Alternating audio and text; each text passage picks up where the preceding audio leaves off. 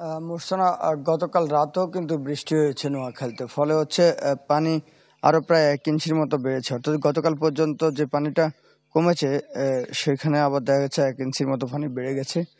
রাতে বৃষ্টি এখনো কিন্তু আকাশ মেঘলা অনেকটা, বলা যাচ্ছে না যে বৃষ্টি হয়তো আরো হতে পারে। যদি বৃষ্টি হয় তাহলে মানুষের যে দুর্ভোগ সেটি আরো বাড়বে। ইতোমধ্যে আমরা আসলে গতকালকে আমরা বিভিন্ন জায়গায় গিয়ে দেখেছি যে এখনো মানুষের বাড়ি ঘরের মধ্যে পানি রয়েছে যথেষ্ট পরিমাণে।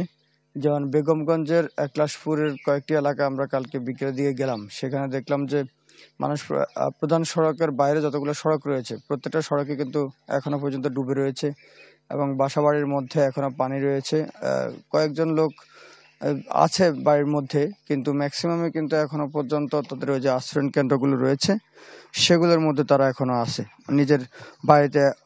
যারা আছে তারা অনেকে বলছে যে আসলে যে পরিমাণ ত্রাণ তারা পাওয়ার কথা ছিল সেটি পায়নি। অন্যদিকে দোকানপাট আশপাশে খুললো, সেটা এক এক বাড়ি থেকে দেখা যাচ্ছে 2-3 কিলোমিটার দূরে দোকানপাট। ফলে হচ্ছে এই পানি ডিঙ্গিয়ে সবসময় যাতায়াত করা অনেক কষ্টসাধ্য বিধায় অনেকে রান্না বান্না করা মুশকিল হয়েছে, অনেকে শুকনো খাবার খাচ্ছে। নিজে গত 10-15 দিনের মধ্যে 4-5 দিনে অনেকে শুকনো খাবার খেয়েছিল, এরকম কিছু ঘটনার কথা আমরা শুনেছি।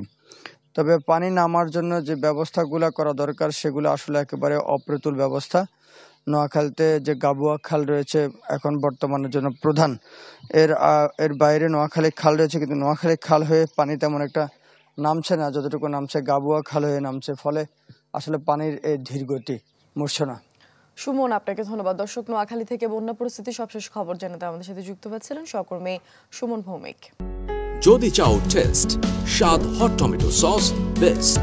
স্বাদ হট টমেটো সস এখন নতুন স্বাদে।